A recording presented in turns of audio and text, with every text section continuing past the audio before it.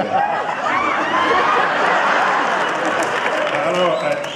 They were just words. I mean, I don't know. But although I have to say, if I may, I was on Jon Stewart once talking about the idea that life might propagate from one planet to another. If it forms on one planet and you have strong asteroid impacts, it can fling rocks back into space, carrying stowaway microbes, those that are resistant to radiation and dehydration, and they can land on another planet, spawning life there. And so I talked about early Mars being sort of wet and fertile for life, and this process of spreading life is called panspermia. And I'm saying all this, and Jon Stewart said, why is it that when you talk about science, I get horny?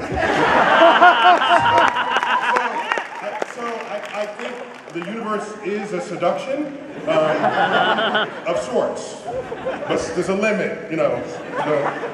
Especially in that baritone voice. Next question, please. Hi, this is just amazing. When I was a young child, I was radically changed. You're an old man now, right? Okay. Okay, yeah, old man, talk. I'll cut to it. I'm a newly accepted film student to USC, and I'm curious, what is my personal responsibility and the responsibility of my new classmates to further science in an accurate way, whether it's through sci-fi or documentaries or any of those kinds of things? Maybe Brannon would like to... That's a good question.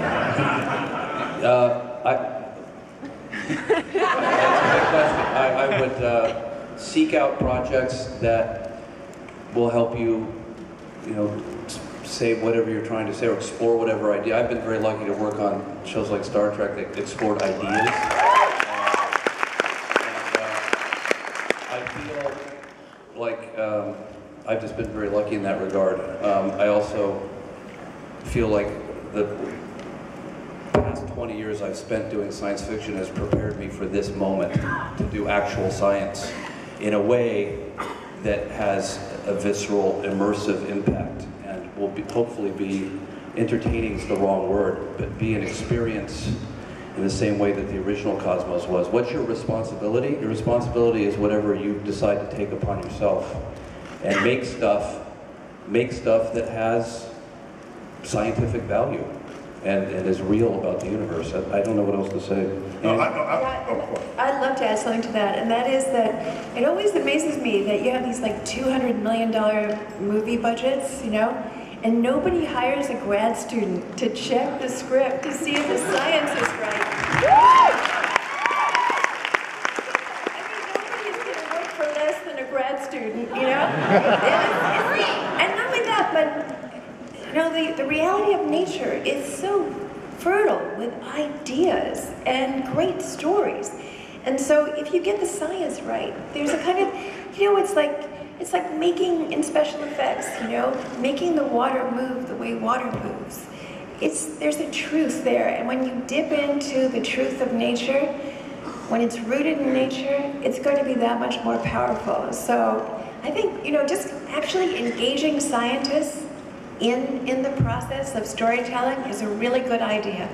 I would just add that if we succeed in Cosmos in the way we have dreamt it and imagined it, then the universe will be laid bare for you to select and draw from to tell whatever stories you want to tell. So I don't want to up front tell you what responsibility you have. It's the job of us to present the universe in such a way that you are compelled on your own, not out of some mission statement, but because you took a look at the universe and the universe talked back to you and said, here I am, what are you going to do about it? And then you go away, and then out comes films about exploration, about drama taking place in other planetary systems, other galaxies, in ways that perhaps have been yet undreamt of in the Star Trek series or in Battlestar Galactica. So the universe is a big place. What's that movie with Don Johnson? Miami Vice. Boy, it is dog. I'm not living underground, okay? I'm gonna fix what's happening on the surface, okay? Don Johnson is a shoo-in with the ladies, okay? Okay, that's the answer for you. He really wants to live underground, that guy, doesn't he? Okay, what's the next question, please? Where do you think we can be in 50 years, and what can we as citizens do to make that a reality? Annie's been thinking about the future a lot. Annie, you take that one. Annie, take that one. All right. Prophecy is a lost art, and I mean, where we could be in 50 years, we could be well on our way to averting and repairing the damage of global warming.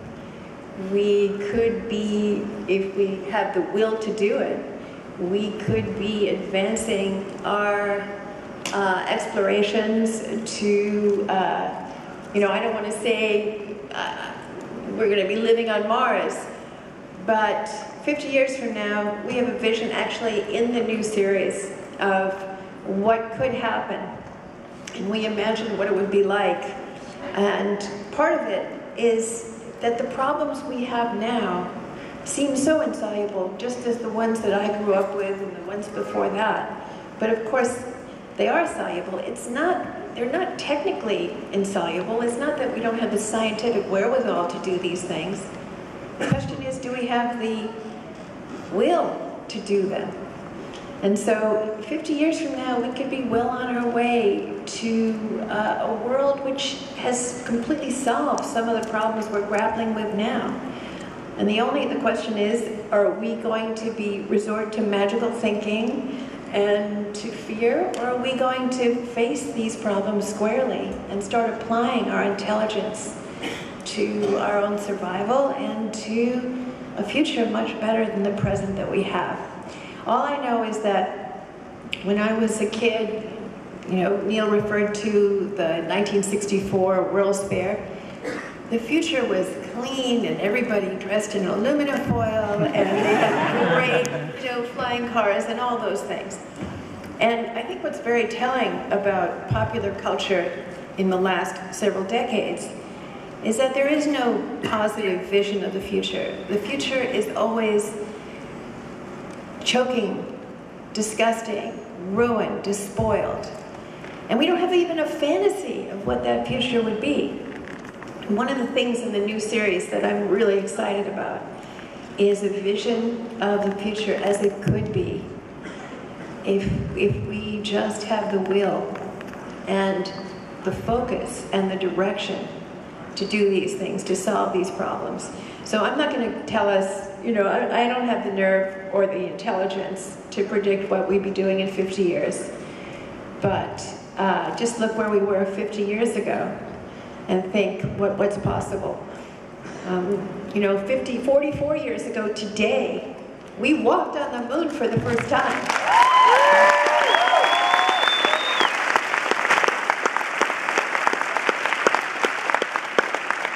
37 years ago today, this very day, we landed a spacecraft on Mars, the Viking lander, for the first time.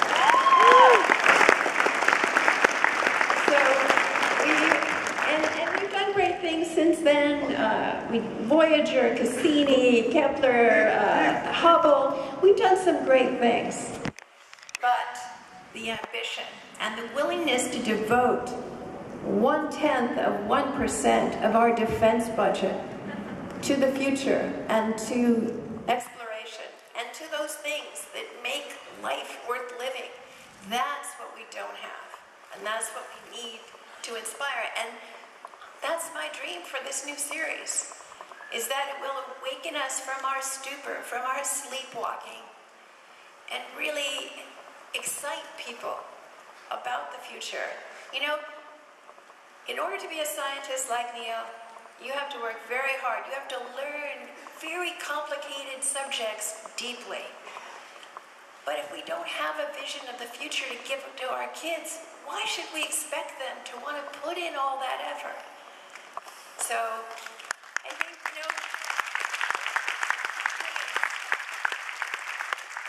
dreams are maps. And if we have the right kind of dreams, 50 years from now, there's no telling where we could be. men's room and I saw a little boy there. He couldn't have been 8 or 9. He had a badge and it said child badge.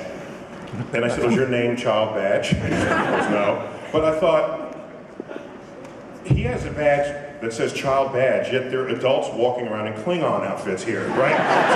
So who's the child, right? We are all children in this audience because we still remember what it is to explore and to find out what our environment is like. My goals have always been the adults, because there's nothing more dangerous than a scientifically illiterate adult who is in power.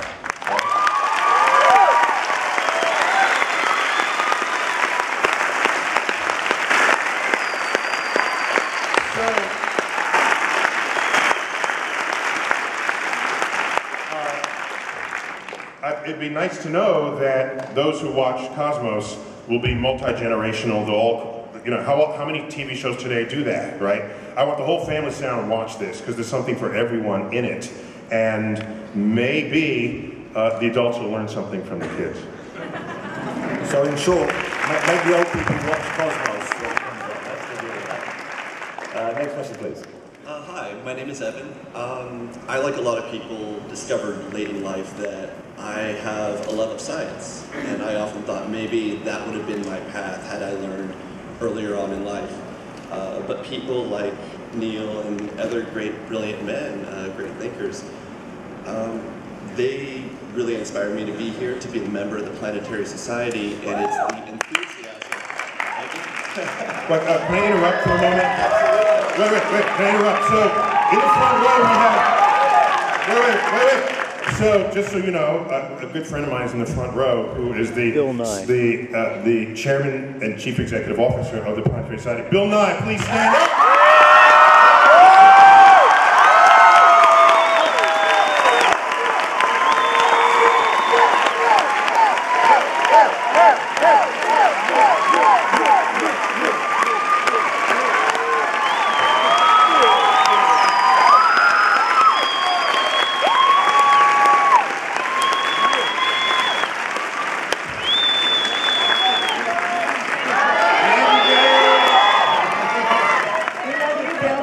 And I quote Bill, as he says so often, "Let's change the world." Let's say it like Bill. You got it. Oh, so I interrupted you, actually. You had a question.